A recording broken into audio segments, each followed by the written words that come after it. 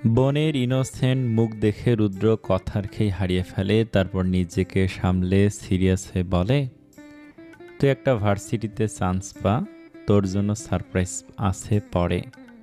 আপাতত এই কয়েক মাস একটু পড়াশোনা কর, সিরিয়াস হ পড়াশোনা নিয়ে।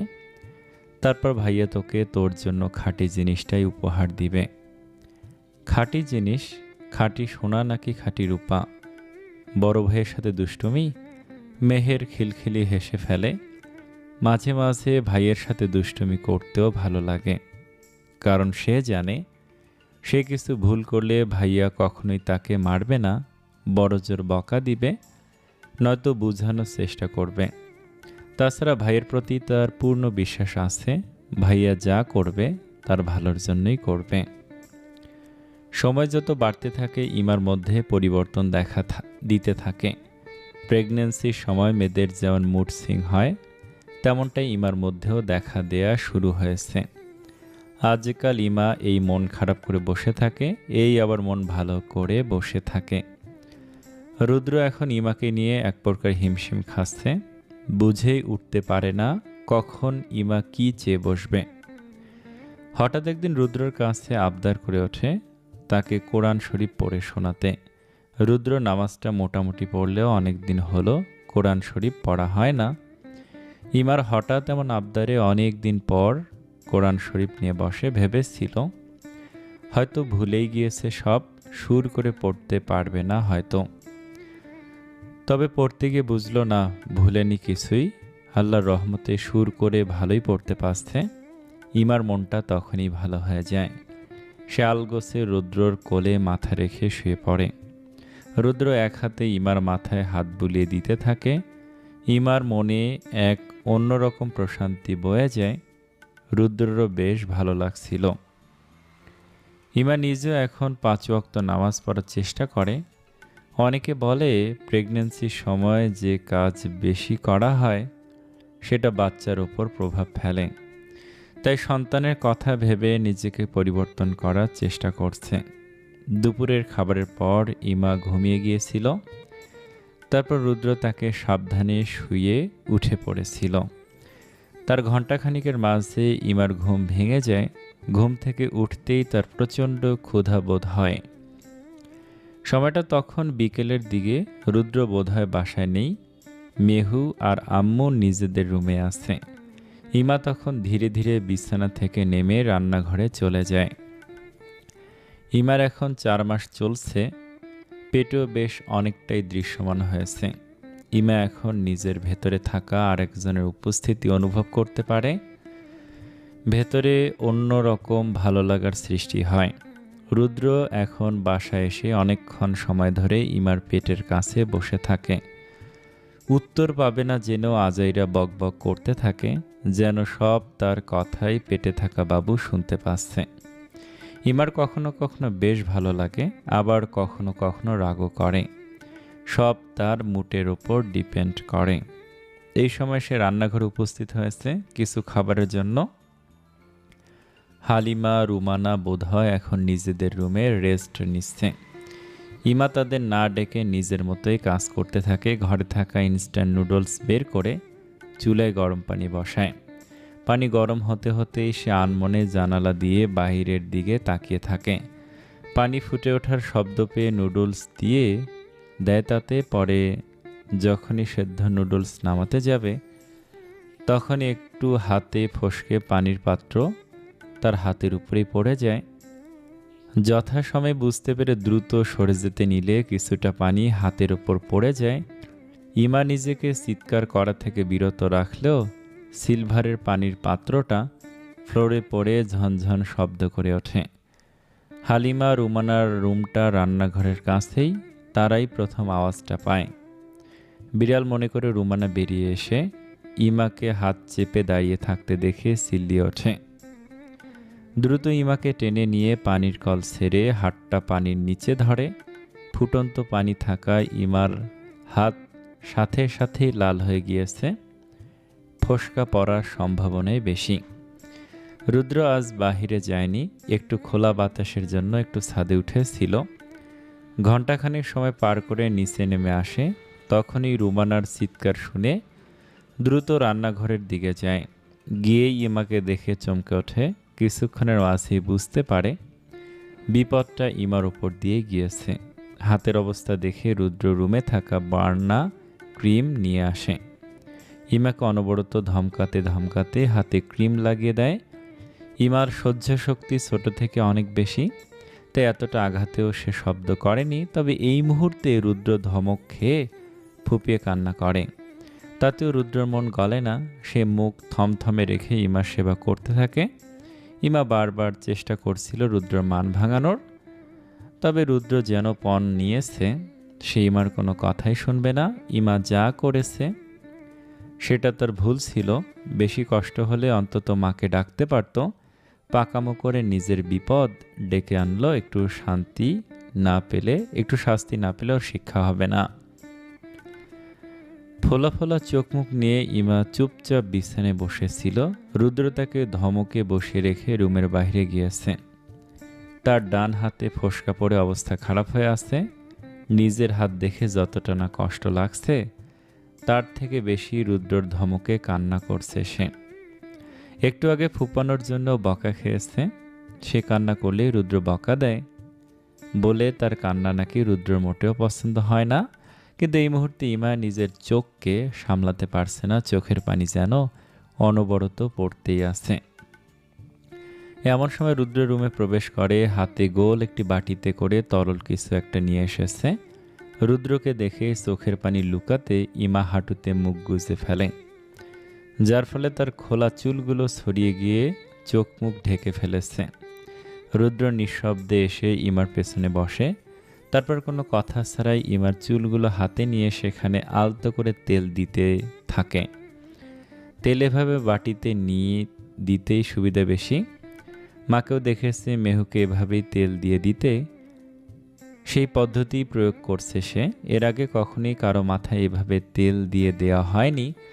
তবে গতকাল ইমা মাথায় শ্যাম্পু করায় আজ চুলগুলো রুক্ষ হয়ে আছে। আর হাতের এই অবস্থায় ইমা নিজের কাজ করতেই পারবে না, তাই রুদ্র নিজেই এসেছে হেল্প করতে। রুদ্রর মনোভাব বুঝতে পেরে ইমা চুপচাপ বসে থাকে। বেশ কিছুক্ষণ কান্না করায় এখনও থেমে থেমে তার শরীর কেঁপে উঠছে। রুদ্র ধীরে সুস্থে অনভিজ্ঞ হাতে ইমার মাথায় তেল দিয়ে দেয়। তারপর চুল আশ্রে এলোমেলো বেনি করে দেয়। আপাতত মোটামুটি গুছিয়ে দিতে পারলেই হলো। ইমা তখনও দুঃখে কষ্টে স্থির হয়ে বসে আছে। রুদ্র তাকে রেখে হাত ধুয়ে পুনরায় রুমের বাইরে চলে যায়। এতক্ষণ একটা টু শব্দ করেনি সে। ইমার হৃদয়টা চুরমার হয়ে যাচ্ছিল।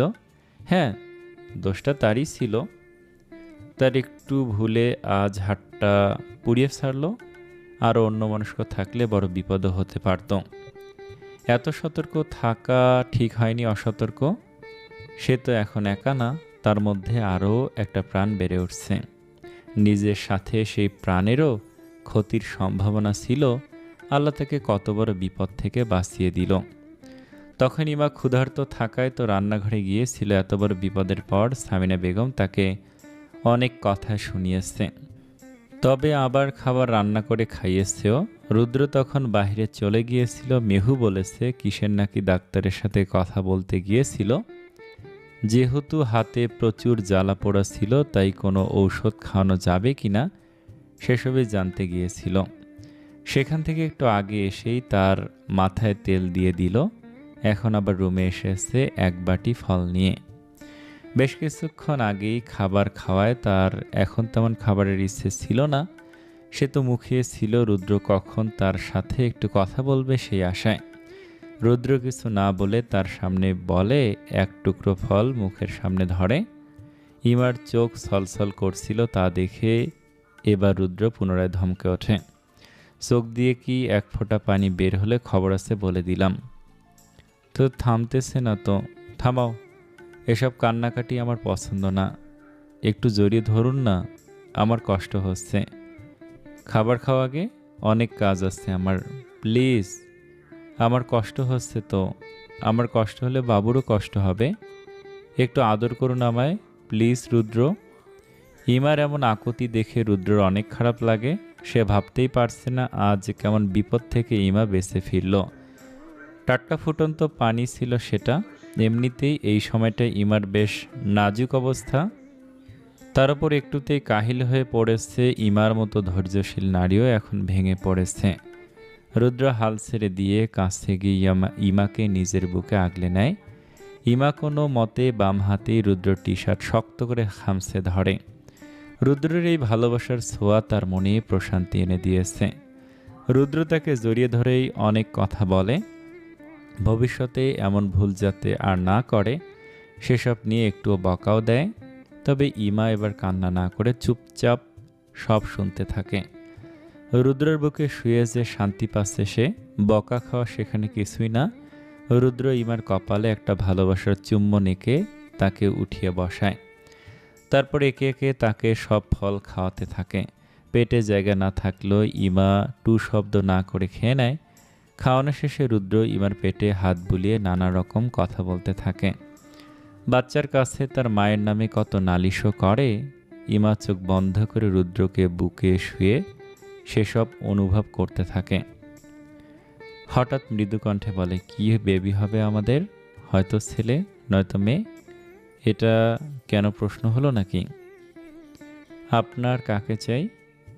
রুদ্র মায়াভরা কণ্ঠে উত্তর দেয়, আমার একটা সুস্থ বেবি চাই, ছেলে হোক বা মেয়ে। আমার সন্তান সে, আমাদের সন্তান, আমাদের ভালোবাসার এক টুকরো সম্পদ। শুধু সুস্থভাবে আমার মার্শির কোলে তাকে দেখতে চাই। ইমা ভালোবাসাপূর্ণ দৃষ্টি নিয়ে রুদ্রর দিকে তাকিয়ে থাকে, ভাবতে থাকে, একটা মানুষ এত ভালো কিভাবে হতে পারে? আল্লাহ তার ভাগ্য এত সুখ রেখেছে, সে আগে ভাবতেও পারেনি। আগে জানলে হয়তো কখনো আল্লাহর কাছে তার দুঃখের জীবন নিয়ে কোনো অভিযোগই করতো না। কতই না অভিযোগ ছিল তার। যেই বয়সে সবে আনন্দ উল্লাসে জীবন কাটায়, সেই বয়সটাই গিয়েছে তার অন্যের সংসারে থেকে অত্যাচারিত হয়ে। আর যেই বয়সে তার সংসারের হাল ধরা উচিত, সেই বয়সে নিজের স্বামীর কাছ থেকে বাচ্চাদের মতো ট্রিট পেয়ে আনন্দের দিন কাটাচ্ছে। কতই না সুখ, অল্প দুঃখের বিনিময়ে এক আকাশ পরিমাণ সুখ তার হাতে ধরা দিয়েছে। বাচ্চারা যেমন মজার খাবার পেয়ে সব নিজের কাছে জমিয়ে রাখতে চায়, ইমাও তেমনি এত সুখের ভাণ্ডার দেখে সব নিজের ভেতর আগলে রাখতে চায়। এইসব কিছু একান্তই তার, এই পরিবার, এই মানুষগুলো সব তার। কাউকে এর এক ফোঁটা ভাগও দিতে চায় না সে যে স্বার্থপর হয়ে গেছে। রাতে রুদ্র ইমাকে বসে নিজ হাতে খাইয়ে দেয়। যদিও আজকাল সে ইমাকে প্রায় খাইয়ে দেয়, তবে আজকের ব্যাপারটা ভিন্ন। ইমা চাইলেও নিজ হাতে খেতে পারবে না, তাই রুদ্র নিজ হাতে যত্ন করে তাকে খাইয়ে দেয়। খাওয়া শেষে ইমাকে শুয়ে পড়তে বলে। রুদ্র একটু কাজ বাকি আছে, তবে ইমাকে না শুয়ে বসে থাকতে দেখে রুদ্র ফোঁস করে একটা শ্বাস ফেলল। ল্যাপটপ হাতে নিয়ে বিছানায় উঠতেই ইমা বলে, আজকে কি পূর্ণিমা? বাহির থেকে প্রচুর আলো আসছে দেখেন। হবে হয়তো, কেন? আপনার কি অনেক জরুরি কাজ আছে? না মানে এখন কাজ না করলে হবে না? বারান্দায় যেতে চাচ্ছ? ইমা ওপর নিচ মাথা নাড়িয়ে সম্মতি প্রকাশ করে। রুদ্র ল্যাপটপ রেখে উঠে এসে ইমাকে পাজা কোলে তুলে নেয়। ইমা একটু হকচকিয়ে গিয়ে বলে, আরে আমার পা তো ঠিক আছে, কোলে তোলার কি দরকার ছিল? আমার ইচ্ছে হয়েছে তাই নিয়েছি। বেশি কথা বলো না তো তুমি। কম কম কথা বলবো তবে, নাকি আগের মতো একেবারে কথা বলবো না? রুদ্র ততক্ষণে ইমাকে নিয়ে বারান্দায় চলে এসেছে। ইমাকে দোলনায় বসিয়ে নিজেও বসে পাশে। তারপর মৃদু স্বরে বলে, তুমি কথা বলবে, প্রচুর কথা বলবে, তবে আমার কোনো কাজে বাধা দিবে না। আমার যেটা ভালো লাগবে আমি সেটা করবই। যেমন এখন তোমায় একটু আদর করতে মন চাইছে, আর সেটা আমি করবই। রুদ্র কথা শেষ করেই ইমাকে হালকা করে জাপটে ধরে সারা মুখে কিছু আদুরে স্পর্শ দিয়ে দেয়। ইমা প্রথমে একটু থমকে গেল, পরেই হেসে ফেলে। বাচ্চামো করতে চাচ্ছেন? করলে মানাবে আমায়? দুদিন পর আমারই বাচ্চা আসছে, সে তো ভাববে আমি তার ভাগের আদর নিয়ে নিচ্ছি। রুদ্রর এমন কথা শুনে ইমা প্রচুর হাসে। রুদ্র যেন ইচ্ছে করে ইমাকে হাসাতে এমন করছে। রুদ্র নিজেও একটু হেসে ইমার ডান হাতটা নিজের হাতের ওপর নেয়। বাহিরের চাঁদের আলোয় ইমার হাতের পুরো অংশটাও চকচক করছে। রুদ্রর খুব খারাপ লাগে, কণ্ঠ নামিয়ে মৃদুস্বরে বলে, এখনো জ্বালাপোড়া আছে? একদমই হালকা। ওসব ব্যাপার না, আমার টুকটাক অভ্যাস আছে। অভ্যাস? না মানে রান্না করতে গিয়ে এমন কতই পুড়ে গেছে। আমার হাতে এর আগে একবার বিশাল পোড়া দিয়েছিল, কালো হয়ে দাগ অনেক দিন থেকে গিয়েছিল, তারপর মিলিয়ে গেলেও হালকা হালকা দাগ রয়ে গিয়েছে। আপনি খেয়াল করেছেন দাগটা? আঙুলের ফাঁকের দাগটার কথা বলছো? এখনো বেশ গাঢ় দাগ রয়ে গিয়েছে। ওসব কিছুই না, ভালোই হয়ে গেছে। এখনেরটাও ভালো হয়ে যাবে তাড়াতাড়ি, আপনার সেবা পাচ্ছি যে। রুদ্র কিছু না বলে আলগোছে ইমার হাতটা নিজের কোলের ওপর রাখে। সেখানে আঙুল ছোঁয় না, পাছে না ব্যথা পেয়ে যায়। এর আগে এখানে মলম লাগিয়ে দিয়েছিল, আপাতত কষ্ট শিথিল হওয়ার কথা। সে রাতে রুদ্র ইমাকে নিয়ে বেশ কিছুক্ষণ বারান্দায় সময় কাটায়। একবারও তার থাকা গুরুত্বপূর্ণ কাজের কথা সে ভুলে যায়। অনেকদিন পর ইমা একটু সময় চেয়েছে তার কাছে, সেই সময়টুকু ইমার জন্য দিয়ে দিয়েছে। রাতে ইমা না ঘুমিয়ে অনেকক্ষণ জেগে রয়। সম্পূর্ণ সময় সে অনেক কথা বলেছে, তার ছোটবেলার স্মৃতি, বাবা মায়ের সাথে কাটানো মুহূর্তগুলোর কথা, তার স্কুল জীবনের স্মৃতি সবই রুদ্রর সাথে শেয়ার করে। ইমা সচরাচর এসব নিয়ে কথা বলে না, রুদ্র কখনো সেভাবে জিজ্ঞাসা করেনি। আজ ইমা স্বেচ্ছায় সব প্রকাশ করছে। বিয়ের 2 বছর পেরিয়ে গেল, এখনও সে বউয়ের ছোটবেলার কিছুই জানে না। শুনতে খুব আশ্চর্যজনক হলেও এটাই সত্যি। রুদ্র কখনো জানতেও চায়নি, পাছে না জানি কি স্মরণ করে ইমা কষ্ট পেয়ে বসে। রুদ্র কখনো আগের ইমাকে চায়নি।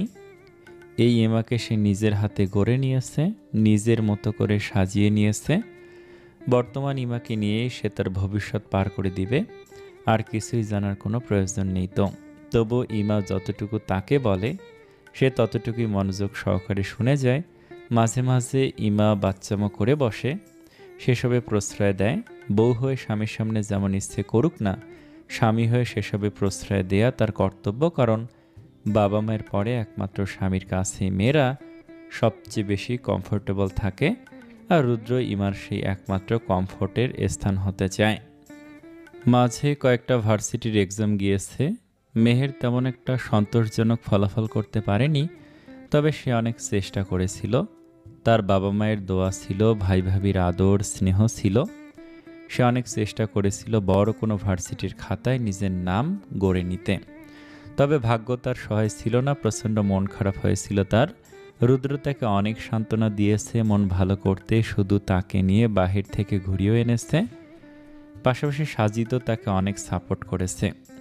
সাজিদ একদিন কথায় কথায় বলে ফেলেছিল, আমার বেশি কিছু লাগবে না মেহু, শুধু যতটুকু পড়াশোনা না করলে হয় না ততটুকুই করবে, এর চেয়ে বেশি ভাবনা ভেবে মাথায় চাপ ফেলতে হবে না। মেহু বাসায় পরিবারের সবার সামনে বাচ্চামো করলেও সে আদতে বোকা নয়। তার বয়সী মেয়েরা একটা ছেলের কথার মানে ঠিকই বুঝতে পারে। সাজিদ আগে সব অপ্রকাশিত রাখত বলে মেহের বুঝতো না, কিন্তু এখন সাজিদ পাল্টে গেছে। অনেক সময় অনেক কিছু হুটহাট বলে ফেলে। মেহু সব বুঝেছে এখন, এও বুঝেছে সাজিদ তাকে পছন্দ করে। হয়তো পছন্দ হওয়াটা সদ্য সদ্য হয়েছে, নয়তো আরও আগে থেকেই পছন্দ করে। তার ভাগ্যে যদি সাজিদ থেকেই থাকে তবে সে সাজিদেরই হবে, এসব নিয়ে সন্দেহ প্রকাশের কোনো মানে নেই। ভাগ্যটাই আসল। কিছুদিনের মাঝে মেহুর গুচ্ছ পরীক্ষা হয়। 2 দিন পর রেজাল্ট প্রকাশিত হলে মেহু আশানুরূপ ফল পায়। তখন বাবা মায়ের মনে হলো মেয়েকে দূরে পাঠিয়ে লাভ নেই, তাই নাম্বার দেখে কাছাকাছি ভার্সিটিতে অ্যাপ্লাই করে। ভাগ্যগুণে তাদের শহরের ভার্সিটিতে মেহুর ভালো সাবজেক্ট চলে আসে।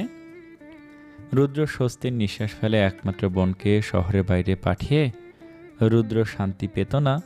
তেমন হলে হয়তো তাড়াতাড়ি বিয়ে দিয়ে জামাইকে বলতো মেহুর ভার্সিটির এলাকায় যে কোনো চাকরি নিতে, অন্তত আপন মানুষ কেউ সাথে থাকবে। কত ভাবনাই রুদ্র করে ফেলেছিল। একমাত্র বোনকে নিয়ে অনেক পজিটিভ সে। অবশেষে বোনকে কাছাকাছি থাকতে দেখে রুদ্রর শান্তি। মেহু খুব খুশি। ভার্সিটি বাসা থেকে একটু দূরে হলেও একই শহর তো, হলে থেকে পড়াশোনা করলেও মন চাইলেই বাসায় চলে আসতে পারবে, এই দিক দিয়ে অনেক ভালো হয়েছে। তার উপর সাবজেক্টও পছন্দ হয়েছে, তাই সে অনেক খুশি এখন। ইমার এখন 6 মাস চলে। পেটের ভেতর বাচ্চার নড়াচড়া সে খুব ভালো করেই ফিল করতে পারে। ইমা ফোনে দেখেছে অনেক বাচ্চারই নড়াচড়া পেটের উপর থেকে দেখা যায়, তবে ইমার বেবির ক্ষেত্রে এখনও তেমনটা হয়নি। ইমা প্রায়শই পেটের উপর থেকে কামিজ সরিয়ে নিজের পেটের দিকে তাকিয়ে থাকে। বেবির হালকা নড়চড়ে পেটে যে ঢেউয়ের মতো দেখা যায়, সেসব দেখলে অনেক শান্তি ফিল হয়। এর মাঝে শুরুর দিকে তারা একবার আলট্রা করে এসেছিল। বেবির সুস্থতা সম্পর্কে নিশ্চিত হয়ে এসেছিল, তবে তখন বেবির জেন্ডার সম্পর্কে জানা হয়নি, জানতে ইচ্ছেও হয়নি। সেটা না হয় একটা সারপ্রাইজ থাকুক। তবে ইমার বিহেভিয়ার, খাবারের স্বাদ এসব দেখে সামিনা বেগম আশাবাদী মেয়ে হবে বলে। মাকে দেখে নাকি এসব বোঝা যায়, যদিও ইমা শিওর না, সব তো আল্লাহর হাতে। তিনি যাকে কোল জুড়ে আলো করে পাঠাবেন, রুদ্র ইমা তাকেই স্বাচ্ছন্দ্যে গ্রহণ করবে। নিজেদের রক্ত তো, নিজেদের ভালোবাসার এক টুকরো সম্পদ।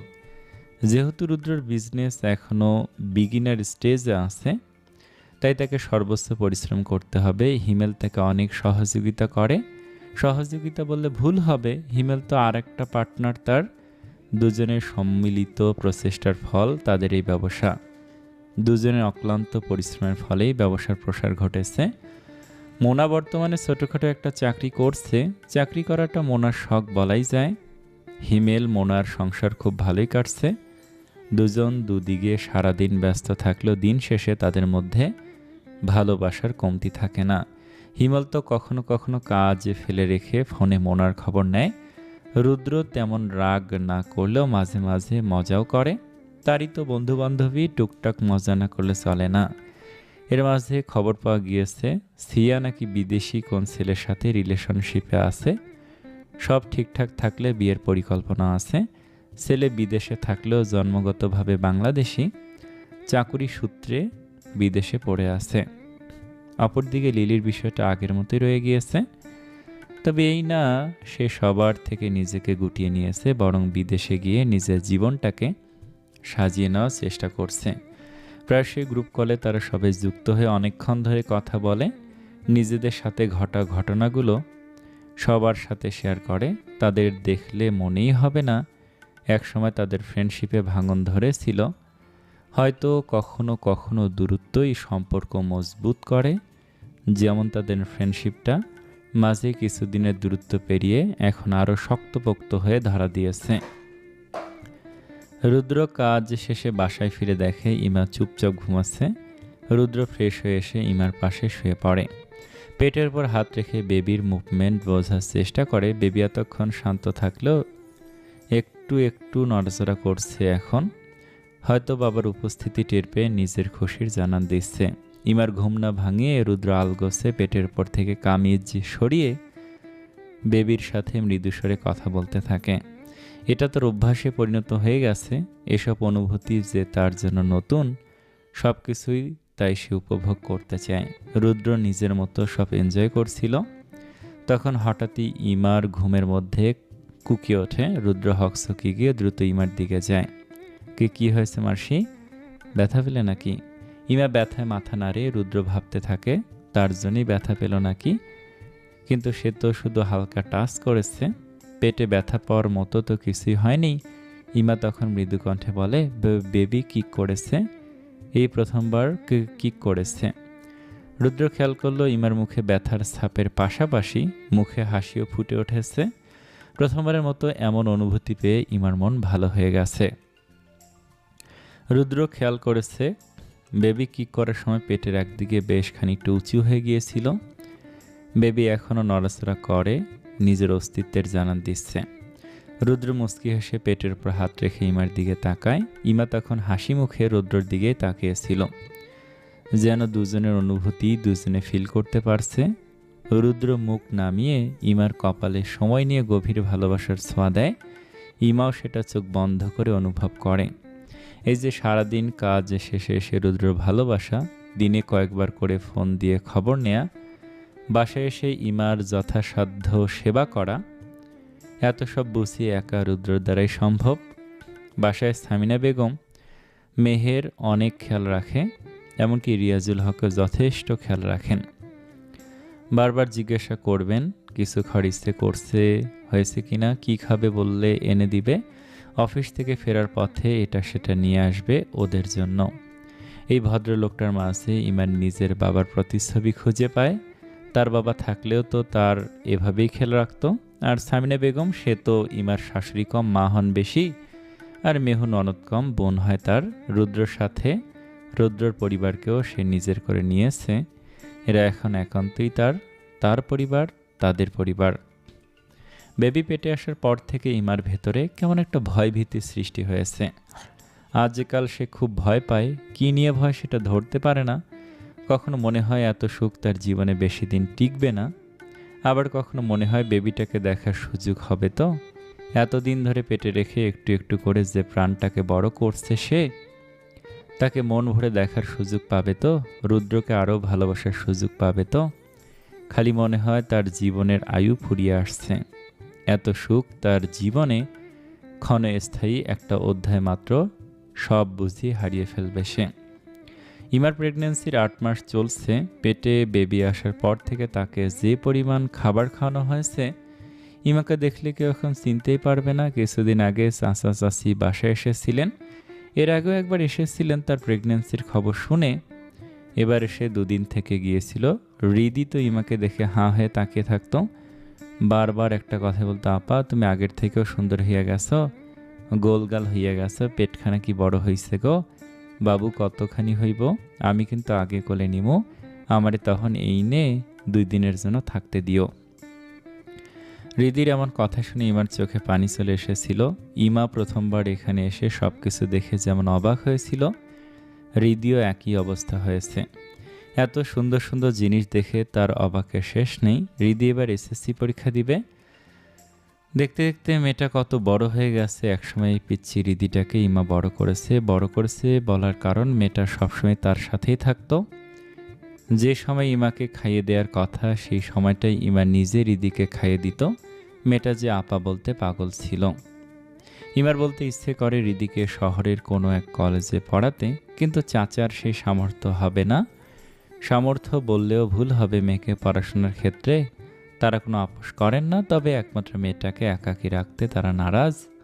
সব সময় বাবা মায়ের সাথে থেকে বাইরের হালচাল সম্পর্কে সে কিছুই জানে না।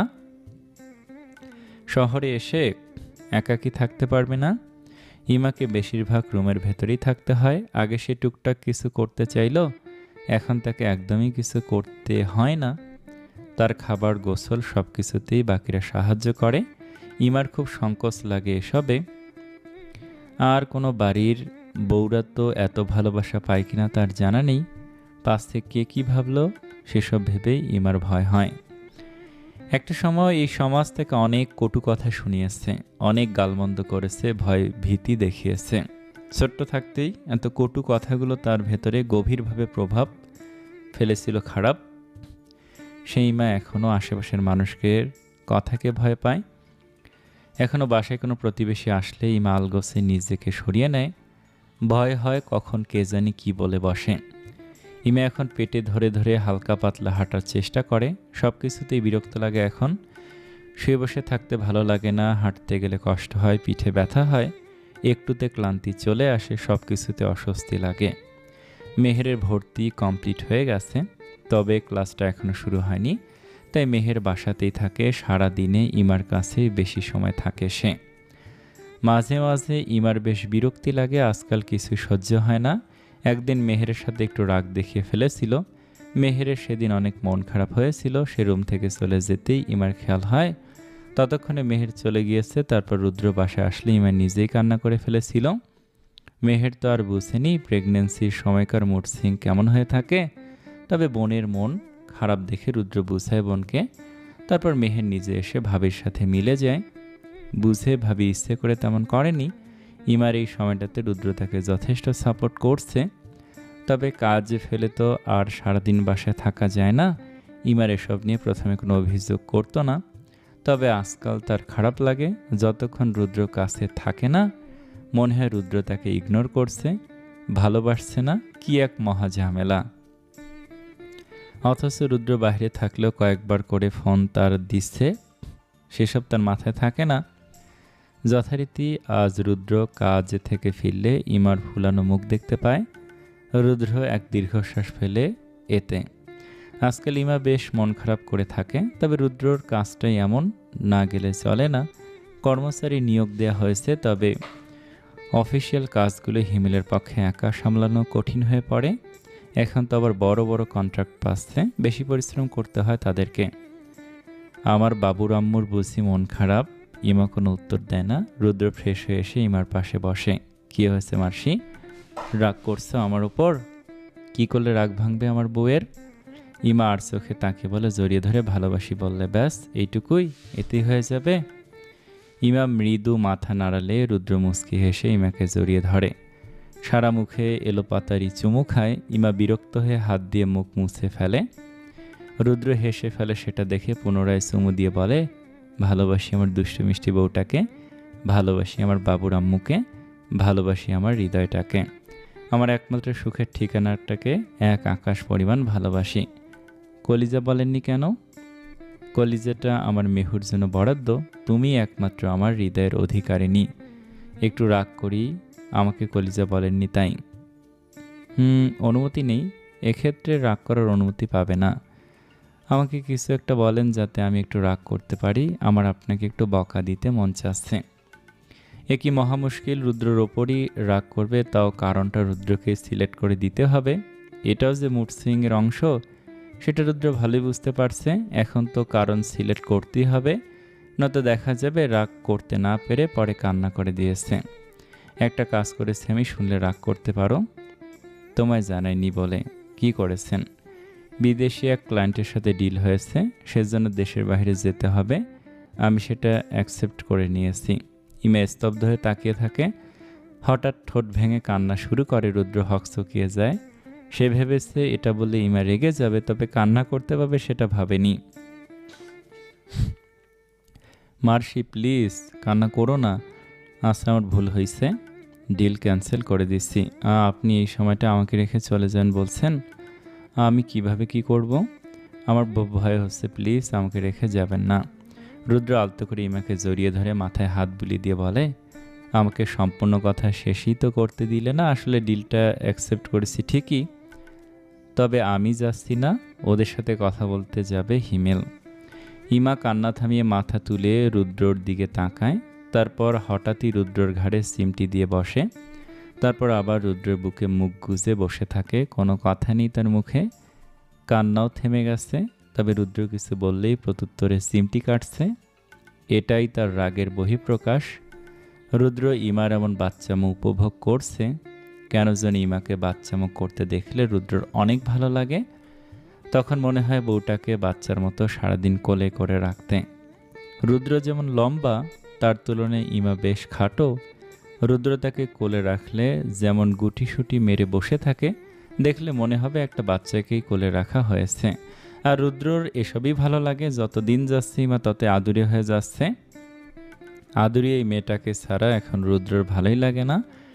যথারীতি রাতের খাবারটা দুজনে একসাথেই খায়। খাবার খাওয়ানোতে রুদ্র এমনিতেই পারদর্শী, তাই এসব নিয়ে তাকে কোনো কষ্ট করতে হয় না। এমনকি রুদ্র থাকলে সামিনা বেগমেরও কোনো টেনশন নেই, সব রুদ্র নিজেই সামলে নেয়। এখন অনেকদিন ধরে রুদ্র একটু বেশি টেনশনে থাকে ইমাকে নিয়ে। ইমার বর্তমানে 8 মাস রানিং, যখন তখন কাঙ্ক্ষিত সময়ে আসতে পারে। তার এক টুকরো কলিজায় পৃথিবীর আলো দেখবে, এ নিয়ে যত না খুশি তার থেকেও বেশি ভয়। সব কিছু ঠিকঠাক হবে তো? মার্সি সব সামলে নিতে পারবে তো? রুদ্র বাড়ি থেকে যত সেবাই করুক না কেন, ইমার কষ্টের ভাগ তো সে নিতে পারে না। সবটুকু ইমাকেই সহ্য করতে হয়। মা হওয়া যেমন খুশির, তেমনি কষ্টেরও। একটা প্রাণকে পেটের ভেতর রেখে ধীরে ধীরে বড় করতে অনেক কষ্ট সহ্য করতে হয়। রাতে শোয়ার সময় রুদ্র ইমাকে আলতো করে কোলে রেখে পিঠে মালিশ করে দিতে থাকে। এই সময়টা পেটের ভারে পিঠে এক অদ্ভুত যন্ত্রণা হয়। ইমা ব্যথায় চোখ মুখ কুঁচকে বসে থাকে। রুদ্রকে এসব করতে না করলেও রুদ্র নিজ ইচ্ছায় ইমার যতটুকু পারে সাহায্য করে। এমনিতেই পুরুষ মানুষ সারাদিন পরিশ্রম করে এসে কতটুকুই বা এনার্জি থাকে, তখন বসে বসে বউয়ের সেবা করাটা কেমন যেন দেখায়। ইমা হাজারও না করলেও রুদ্র শুনবে না। কখনো তাকে ধমকে থামিয়ে নিজের মতো সেবা করে যাবে, কখনো তো দেখা যায় ওভাবে ইমার বুকের ওপর শুয়ে পিঠের মালিশ করতে করতে রুদ্র ঘুমিয়ে পড়েছে। ইমা তো রুদ্রের বুককেই নিজের বিছানা বানিয়ে ঘুমিয়ে যায়। এভাবেই স্বামী স্ত্রীর বোঝাপড়ার মধ্য দিয়ে এক সুন্দর ভবিষ্যতের আশায় তারা দিন গুনতে থাকে। অপরদিকে সাজিদ আর মেহুর সম্পর্ক অন্য লেভেলে চলছে। এখনও দুজনের কেউই ভালোবাসার কথা প্রকাশ করেনি, অথচ দুজনেই জানে তারা একে অপরকে ইতিমধ্যে ভালোবেসে ফেলেছে। আবার জানা সত্ত্বেও একে অপরের থেকে সেটা লুকিয়ে রাখছে। যেন এক লুকোচুরি খেলা চলছে তাদের মাঝে। মেহের গুচ্ছতে শহরের ভার্সিটিতেই চান্স হয় সাজিদ অনেক খুশি হয়েছিল, পাশাপাশি স্বস্তিও পেয়েছিল। অন্তত মেহের দূরে কোথাও নিয়ে কোনো ভয় থাকবে না যাওয়া নিয়ে। সাজিদ যেহেতু তার পরিবারকে আগেই মেহুর কথা জানিয়েছিল, তাই তারা বারবার সাজিদকে ফোর্স করেছে বিয়ের কথা আগানো নিয়ে। কিন্তু যার সাথে কথা বলতে হবে সে নিজেই তো তার বিজনেস আর পার্সোনাল লাইফ নিয়ে ব্যস্ততাময় জীবন কাটাচ্ছে। তাছাড়া ইমার প্রেগন্যান্সির শেষ ধাপ চলছে, এই সময় বিয়ের বিষয় নিয়ে কথা তোলাটা ঠিক হবে না। এটা কোনো সঠিক সময়ও নয়। আগে আল্লাহর রহমতে ভালোভাবে তাদের সন্তান পৃথিবীর আলো দেখুক, তারপর সময় করে সাজিদ পরিবার নিয়ে বিয়ের প্রস্তাব দিবে। এসব নিয়ে রুদ্রর সাথে সাজিদের কথা হয়ে গেছে। রুদ্র অবাক হয়েছে এটা দেখে যে তার বন্ধু কতটা বুদ্ধিমানের মতো কথা বলল। অন্তত রুদ্রর ব্যক্তিগত সমস্যার কথাটা যে তার মাথায় আছে সেটা জেনেই রুদ্র ইমপ্রেসড। তবে বড় সমস্যা একটা রয়েই গেছে। রুদ্র মেহুর বড় ভাই হতে পারে, তার আগে বাবা মা আছেন। বাবা মায়ের সিদ্ধান্তটাই বড় কথা, সেখানে তাদের এসবের কিছুই জানানো হয়নি। অথচ সাজিদ এক প্রকার ভেবেই নিয়েছে মেহুর সাথে তার বিয়ে ফিক্সড। যদিও পরিবার না মানলেও সাজিদ জোর করে হলেও বিয়েটা করবেই। এ হচ্ছে এক মিসকে শয়তান। বাহিরে ভদ্রবেশী হলেও ভেতরে যত কূটনামি বুদ্ধি আছে। রুদ্রদের ফ্রেন্ড গ্রুপের মধ্যে হিমেলটা একটু বেশি খোলামেলা টাইপের। তার পেটে কোনো কথা রাখা যায় না, মনে যা আসবে বলে দিবে। তাই যত মার সব তার উপর দিয়ে যেত। তারপর সাজিদ ছিল মিনমিনে শয়তান, যত কুবুদ্ধি সব তার পেট থেকে আসতো। আর রুদ্রের পরামর্শ নিয়ে চেষ্টা করত সঠিক কোনো সিদ্ধান্ত কাজে লাগাতে। সাজিদের মিসকে শয়তানির একটা প্রমাণ তো তাদের বাস্কেটবল খেলার দিনই দেখা গিয়েছিল। বিপরীত দলের টিম লিডার তাদের শত্রু ছেলেটা মিহুর সাথে একটু বাদরামি করতে গিয়েছিল, তাই তো শাস্তি স্বরূপ গ্রাউন্ডেই খেলার ছলে জখম করে এসেছিল। হয়তো ছেলেটা নিজেও বুঝতে পারেনি সেসব খেলার ছলে ছিল না, মায়েরগুলো প্রকৃতপক্ষে ছেলেটার জন্য শাস্তি স্বরূপ ছিল। আর কেউ না বুঝলেও পূর্বের কাহিনী শুনে রুদ্র সব বুঝে নিয়েছিল। সে তো আগে থেকেই জানতো তার বোনের জন্য কেমন অপসেট হয়ে পড়ে আছে সে। নেহাত ছেলেটা সাজিদ নয়তো অন্য কেউ থাকলে এতদিন ধৈর্য ধরে বসে থাকতে পারতো না, কবে বিয়ের প্রস্তাব নিয়ে বিয়ে করে ফেলার চেষ্টা করত। আসসালামু আলাইকুম, আজ এতটুকুই থাকলো। তবে আশা করি আপনাদের ভালো লেগেছে। কেমন লেগেছে কমেন্টে জানান। অনেক ভালো থাকবেন। আল্লাহ হাফেজ।